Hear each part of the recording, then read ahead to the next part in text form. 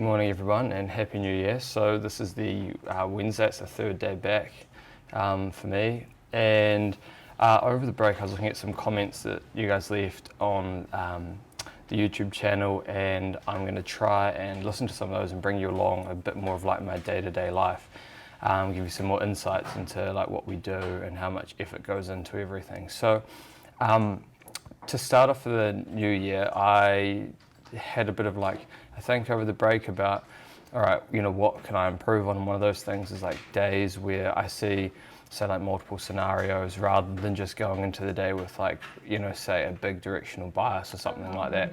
So when this sort of situation occurs, you know, I might look at the market and I might have a few scenarios. Like I think, actually, here we go. I'll give you an example from yesterday. So here are the profiles, cash profiles for the S&P. This one's weekly. You can see that over the like week leading into Christmas, really directional, like elongated with gaps. Then it continued and balanced in the week between like Christmas and New Year's.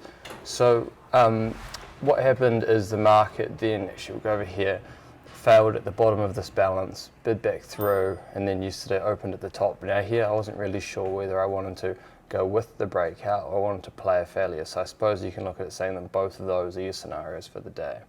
So then the challenge for me is not so much the choosing the scenarios, is like, hey, look at the day and see, okay, what, you know, how could it play out? But it's more about in the moment, how am I sort of working out the odds for each of those scenarios? I'm still not very good at that, and so that's my challenge. Hey, so it's Thursday, so the day after I started this vlog, and this is like a perfect chance for me to continue our conversation. So today I had sort of two ideas for SPOO, and I'll show you those now. Okay, so here's the S&P.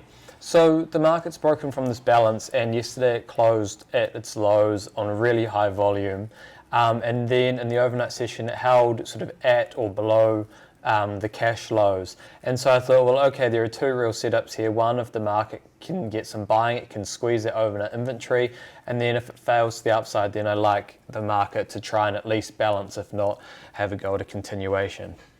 So in the end, the market bid on the open, and then when it got to the overnight high, it tried to push higher, but the price action wasn't all that convincing. Like you could see on the ladder there was buying, but it wasn't really gaining any ground. Eventually it failed and the market rolled over. So that really shows you that, you know, the price ladder and the price action is really key. You know, it is the most important thing in the market once you have an idea.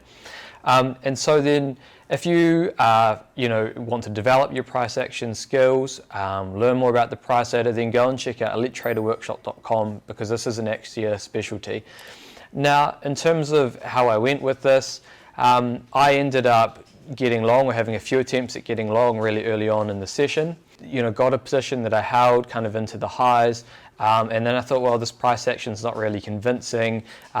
When it came back down pretty much to my entry, I got out of the trade, I think, took a tiny loser, and then I just let it go. The market bid again, but I stayed out of it, and then eventually failed, and I couldn't find an access into the reversal. So anyway, that's something for me to review. But what it does show, which is quite nice, is the fact that, you know, I'm starting to make some progress and kind of finding, you know, at least within the price action ways of telling which scenarios in play.